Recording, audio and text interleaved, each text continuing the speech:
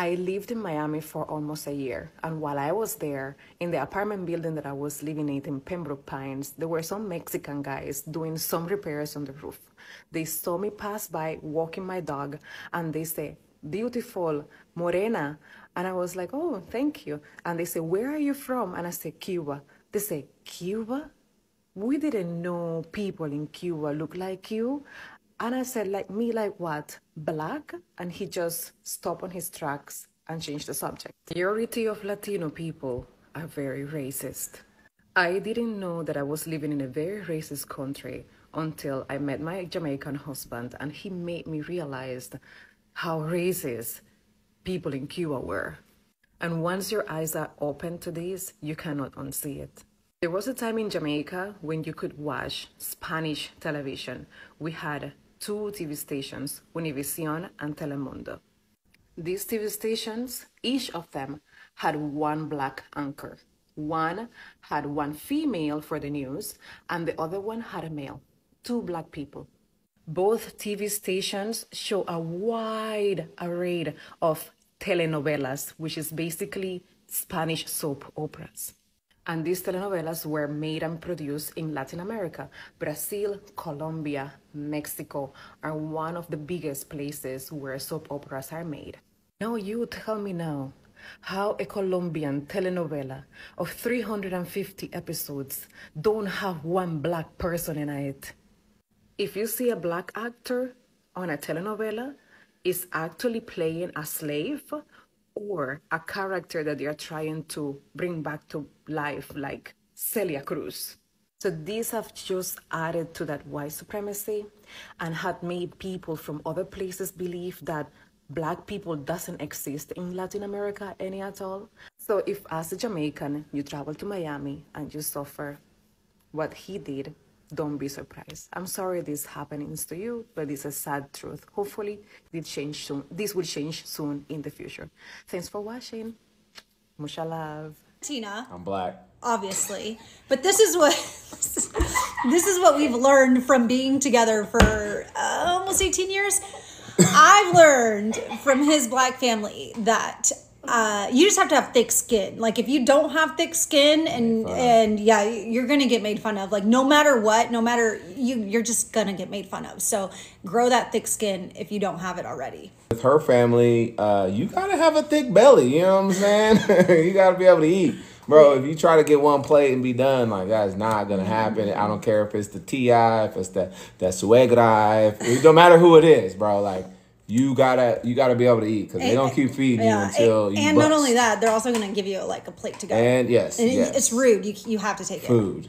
Yeah, eat everything. The next thing I have is you have to be on beat. Like you can't just clap off beat around his family because you will get called out so fast. Have to be on beat. You have to have rhythm. You be off beat and you throw the whole thing off. And everyone's quick to tell me if I'm off beat. And usually I feel like I'm on beat, but it's like I learned quickly, like do not be off beat around there. You can't be off beat. No. Yeah, that's game over right there. Yeah. Man, weddings, they gonna start super late, bro. Like they're not. You know, or everybody's going to be late. Like, it's going to start. You know what I'm saying? The Mexican wedding, it's going to start. Everybody going to be late because don't nobody care about that ceremony part. Everybody want to get to the reception. But then the reception going to start late. Mm-hmm. But then it's also going to end late. So the band don't show up till 11:45 to 12:15, and they play till 4. So you got to be prepared for that. Like, you go all the way till breakfast. Yeah. Yeah. Speaking of weddings, okay. So, like, with weddings in your family, they wear like the color of the wedding. Like they coordinate and they're like, what colors are your wedding? And if you say blue, then everybody wears blue. I've never like heard of that, but they're like, do you have your blue dress? And I'm like, what? Why would I be wearing what the bridesmaids are wearing? Like it doesn't make sense to me, but like his family is constantly asking what the color is. And I'm like, who cares what the color is? Like, always got a theme. I want to wear a cute wedding outfit. Like I don't want to wear the color of the wedding. But it's always a question in the group chat about that. That's good. Kind of talked about, but like tortillas, man. You know, like there's tortillas for breakfast, lunch, dinner. They go with everything. And salsa. You know what I'm saying? Like that's not a bad thing. It's something I wasn't used to. You know what I'm saying? Until we got together, and so you know, I keep tortillas on deck. You know what I'm saying? You never know who's gonna come through. You know what I'm saying? We go back from the club, whatever. You know, her father-in-law flipping tortillas. at 2 o'clock in the morning sometimes. You know what I'm saying? That's happened here in this house. Tortillas and salsa. You need it at every meal. So yeah. Just a few things we've learned in this Blaxican relationship. You know what I'm saying? It's just some minor things. Yeah. I can think of more. We can do a part. So I remember back then when I used to be a kid, I loved traveling. I said that I want to travel the whole world one time. I want to visit all the countries. One of my best countries were the countries in Latin America and Southeast Asia. In Southeast Asia, we had Tibet. And not so many people know this country, Tibet. We also had Nepal. In Southern America, we had Brazil, Argentina, Peru, Bolivia, Paraguay, all that. I used to be so loving to go there. Later on, as I grew, I knew that Latin America is called Latin America because they mainly speak two languages. That is Portuguese, and that is also Spanish. You understand? A good portion of Brazil is speaking Portuguese. A good portion of Argentina speaks Spanish. Now, the original inhabitants of Latin America were the Red Indians. Their real name is not Red Indians, but for the sake of the video, I'll call them the Red Indians. They are called the Red Indians because it is Christopher Columbus who brought about these names. He got lost and he thought he was going to India, and he didn't go to India. He went somewhere else. Hence the name Red Indians when he landed in the lands of America. So the people who we found there, you get it, right? So we have these people, we call them the Latinos. The Latinos are people who have a Spanish and Portuguese ancestry. They have Spanish and Portuguese ancestry inside them. Colombia, for example, is a country of mixed race. We have black Colombians, we have native Colombians, we have Colombians close to Bogota. Bogota is the capital of Colombia. We have so many of these Hispanic people, Latinos, you know, and these Latinos in Bogota are very white, so close to white. So we have mixed race in Colombia, which is a perfect example of a mixed race country in the Latin America continent. You understand? But now there is something which is worrying me, and I think it should worry you, particularly if you are somebody who wants to travel the world. Traveling the world requires that you go to places you feel safe, you go to places you feel you will be accepted, you go to places you are happy going to. You understand? You feel safe, you are happy, you are excited. Of course, you're spending money. You have to be happy and you have to check for these things. As a black person, here is a warning that I think you should know. Latin Americans have problems with black people. Latin Americans even have problems with their own black people, and there's a reason as to this. Now, for the course of this video, I want us to watch this video. Let's get to learn why is it that black Americans, Africans, and any other black person around the world are facing it hard in Latin America, or Latinos are becoming very racist towards black people. And then I shall give you my reasons where we shall also have a deep critical analysis to explain this phenomenon. Let's dive in and let's get some insights. Hi, my name is Dr. Cruz, and I'm a media studies professor whose research focuses primarily on matters of race. And I received the following question on Instagram about whether or not people in the Latino community can be considered people of color. The message reads, Dr. Cruz, my wife, who is Chinese American, and I, who am Mexican American, have been having heated arguments regarding whether I can call myself a person of color. Could you please address how the Latinx community can claim both white and non-white monikers, and why this is triggering to other peoples of color? Thank you very much. I'm absolutely happy to answer this question.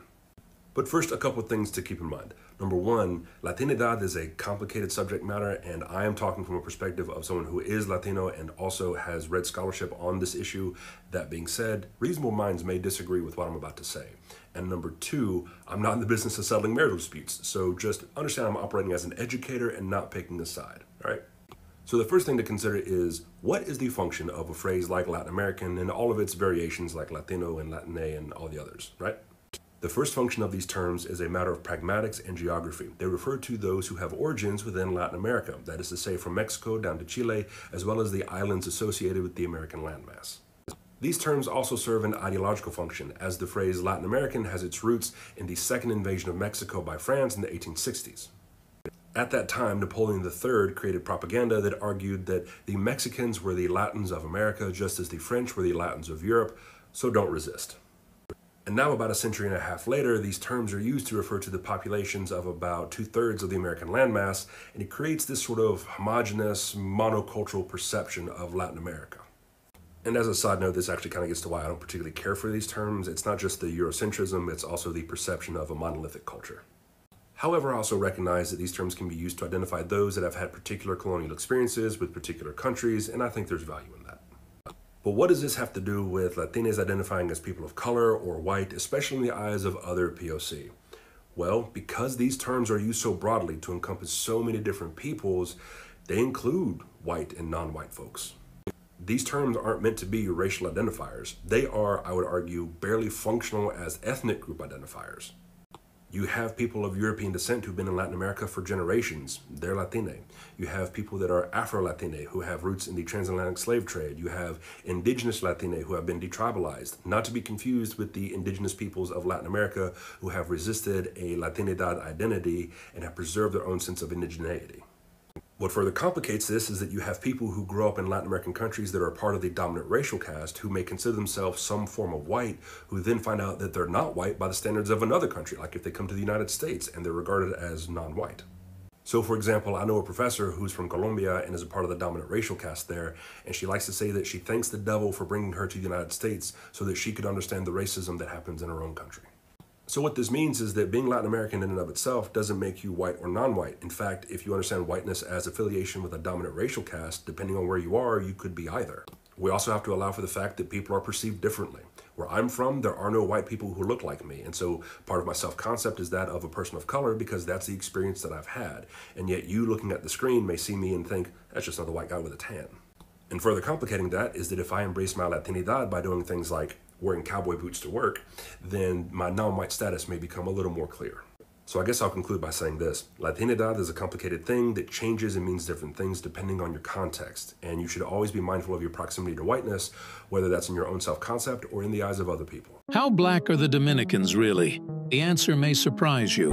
While Dominicans, just like other Caribbean Latinos, mainly descend from 3 large ancestral groups, there is something about them that is different from Puerto Ricans and Cubans. For starters, they're the least native-descended group out of the 3, with only 8% of their genome being that of Taino origin. Now, where they truly differ from Cubans and Puerto Ricans is that they possess 42% of South Saharan African ancestry, which is double that of Puerto Ricans, and is the highest average out of all Hispanic countries. However, at 50%, their European ancestry is still major, and by itself is the largest ancestral component. Please keep in mind that these results are the average, and individuals can vary. So while some people mock Dominicans for claiming to be mixed, rather than solely black, it should be noted that they have almost equal proportions of European and African ancestry, on average have 25% less South Saharan ancestry than African Americans, and 40% less than Haitians. So to put it in perspective, Dominicans are the most African out of Latinos and are nearly half African in their ancestry, but they still have more European descent than African Americans and Haitians. Interestingly enough, remains of Dominicans from 16th century shows that their makeup was more similar to Cubans back then, but over time, increasingly. I just wanted to address this comment that was left on under this post. In no way I am like negating what this person commented, because historically Miami has been racist. Like, let's talk about how on South Beach, Black entertainers couldn't even stay in the hotels, like Fontainebleau. Black people could not stay in those hotels. They would have to cross over the bridge and stay in like Overtown or whatever. So yeah, Miami has historically been racist, yes. I can only speak from my experience of living in Miami. I've been in South Florida 7 years, but I lived in Miami for 4 of those 7 years. And I personally have not experienced any racism. Now, it's not to say that it's not there, but Miami is also truly neighborhood-wise, it's divided. You know, depending on what neighborhood you live, you will only see certain type of people, and that's just how it is here. I used to live downtown Miami, and in my experience, and I used to live and work in downtown Miami, so I would walk to work and walk home from work. And the only Black people that I would see besides myself would be the doormen that would greet me when I left my building. People think Miami is so diverse. It is. It's diverse, but like I said, it's very segregated. So when I first came to Miami in 2009, I stayed in South Beach because I didn't know any better. And, you know, that's where everyone goes. And you saw a lot of Black people there. You saw a lot of Black people on South Beach. But you have to realize that majority of those people on South Beach are tourists and they don't live in Miami. So when I lived in downtown Miami and I was like, yo, where the Black people at? Like, I'm asking, like, where Black people at? They're not there. They're not there in like downtown. They're not there in like the Brickell area, Coral Gables. Like, it's very few of us. Now, I don't live in that area anymore. The area that I decided to reside in Miami is more of a mixed community, and I'm not the only Black person. And even when I go out to dine or establishments, I try to support just Black-owned businesses because the service is usually 100 times better. They understand me and they give me great service. So Miami can be hella racist. So I encourage everyone to support Black-owned businesses. When you visit Miami, when you come here and you live here or you're visiting, look up Black establishments to support and spend your dollars there. Okay, that's all I had to say. All right, y'all. So I came to Argentina 4 days ago, and I have not seen, well, I lied. I have seen 2 Black people outside of myself. Okay, first there was some dude in the square. I think he lives here. He's from Cuba, he told me. And I saw a lady in the lobby yesterday. But then I found out that like Argentina actually has a very dark history of eradicating Black people. So literally like 97% of their population is Europeans, like white people. And it's just very devastating. It's very sad because I've spent a lot of my money here. I've tipped a lot of them, like generously. But all the same, the experience was cool. I did not experience any racism. I'm just leaving with a very, very sad heart. Listen, I've never been more aware of my Blackness until coming to America. People who don't live in America legitimately do not understand how much race plays a part in like every aspect of your life. I was in an Uber one time and the Uber driver, who was a Black man, asked me if I was mixed. And I said, yes, my dad's from Italy and my mom's American. And he looks at me in the rearview mirror and he goes, you know you Black, right? And I was like, well, you asked if I was mixed. So I said, I'm Italian American. And he pauses for a couple of seconds and he looks in the mirror again and he goes, you Black. Okay, like so what were you expecting when you asked me that question? Like, did you just want me to say like, yeah, I'm light skinned? I don't, like, what? And I was just reminded of the fact that when I moved to America, I had to stop thinking of myself as like métis, because in Senegal, we call mixed people métis, and that's just as valid of a race as either being Black or white. And his comment to me just felt kind of like, okay, you may think you're mixed, but just remember, in this country, you are a Black woman who is oppressed, and the white men will see you as a Black woman and you will be treated as a Black woman. And I was like, I live my own experience. Like I'm very much aware of how I interact with people in America. Like it just felt like such a random ass, I don't fucking know. But anyways, it makes sense why a lot of foreigners are like, why are Americans so obsessed with race? We are. As I always tell you in my videos, there's always a reason for everything to happen. Everything happens for a reason. The racism that the Latinos are showing Black people has a reason as to it. And here is some information I have collected from these videos you've just watched. Now, the complexities of human interaction, sometimes they are intricate as a beautifully woven tapestry. And other times they are as tangled as earphones in my pocket or your pocket. Where are my earphones? Here. You see? Sometimes they are just straight. If you want to listen, sometimes you have to do this and you understand? Now, the issue of racism is an issue of human race. The issue of racism is as old as history itself. Now, racism goes hand in hand with colorism. Those who practice colorism are people who are of the same race but have different tone of colors. And it's still birthed from racism. Now, let's have some historical context of colonialism and slavery because this is the chief of all problems. Latin America has a rich and multifaceted history, but it also carries the scars of colonialism and slavery. These legacies left imprints on social, economic, and political structures. When a migrant from Latin America countries arrive elsewhere, they might unknowingly bring along those historical biases they bring from their country. It's like packing an invisible suitcase on which it contains not just clothes and memories, but also ingrained attitudes. You understand?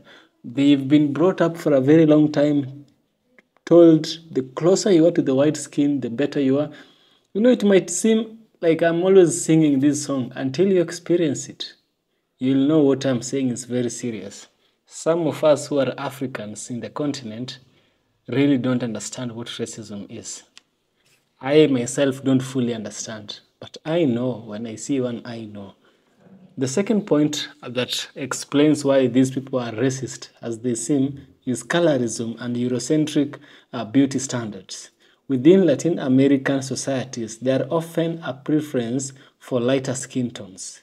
This preference is rooted in historical power dynamics, where European colonizers held privilege over indigenous and Afro-descendant population. As a result, generations were taught to seek partners with a certain European or white phenotype. This preference for lighter skin can perpetuate anti-black sentiments even among Latinos themselves. Latinos aren't fully white. They are also not fully black, but they have a higher percentage of black. You know, in as much as the white bloodline is attached or it contains black, the white person does not retain his whiteness. He becomes automatically black. That's how strong black is. You see, black and white couple can meet one another and they'll give birth to the black child. The black gene is very strong. It's very, very strong. Now, one of the videos was speaking, a part of this video speaking about fear of social change and political ideologies. Some Latinos fear plays a role. When Latinos migrate to places like the USA, the United States of America, black activism and advocacy, they encounter black activism and advocacy. For some, this is a stark departure from what they knew back home. The fear of change, whether it is related to social justice, movements, or political ideologies, can trigger negative reactions. It's like adjusting to a new dance. Sometimes your feet step on each other before finding the rhythm. So it's a way of adjusting. It's really hard. Sometimes we might not blame these guys. It's the colonizer. It's the colonizer who brought all this. But you know, humans have free will to make their own decisions. The decisions to choose to be racist towards a person is your own doing. Nobody has forced you to be racist. It's your own doing. You understand? Now, fourth is political polarization and misinformation. Politics, it's like a spicy salsa. Some people love it, others find it too intense. Many Latinos who support conservative politicians, like the former president, Donald Trump, bring their own political baggages from Latin America. They may associate left-wing movements with the socialism they fled. Consequently, they might demonize movements like Black Lives Matter, and even if it's based on misinformation or exaggeration. So political polarization and misinformation. There is so much that the media informs which is not right, and so much the influence does these Western media have? You get me? The fifth one would be hidden racism becomes visible. Hidden racism becomes visible here. In Latin America, racism often hides in plain sight. But when immigrants encounter black activism in their countries, when they see people marching for justice, demanding change, and asserting their rights, they can't ignore it anymore. It's like turning on a bright light in a dim room. Suddenly, the shadows reveal themselves. Unfortunately, sometimes that revelation leads to a negative and racist reaction. Remember, though, as a black person, these are broad strokes. Not every Latino has these racist sentiments. You understand? Just as not every black person holds a grudge. People are wonderfully and diverse, and their beliefs and attitudes span a vast spectrum. The key is to keep having conversations, to learn from one another, and to recognize that growth happens when we challenge our assumptions. It's called the halo effect. So, the thing which is happening, if you find a country does not really accept black people, I always say it's rather to stay back home or choose somewhere else where you're accepted. Just choose where you're accepted. But remember, not everyone is part of this evil agenda. But the minority does not make the law. Some countries, racism is embedded in the government itself. Now that is another case. That is a case that we cannot even talk for you to decide and go in such a place. Black people are going to Latin America. They are crying all this, crying all that. Black Americans are complaining about Latinos. Latinos can't marry black people. They hate blackness, but they love the hip-hop culture. The hip-hop culture is a culture of black people. If you don't like me, you shouldn't take my things. Yeah, that is how it should be. If they don't like black people, they should do away with everything that is black. And if you want to take anything that is black, then take everything that is black. You can't say you love my head and you don't love my toe. No, a part is not greater than the whole. The whole is much better. Yeah. So that's EFK original documentaries. My work is to provide you the information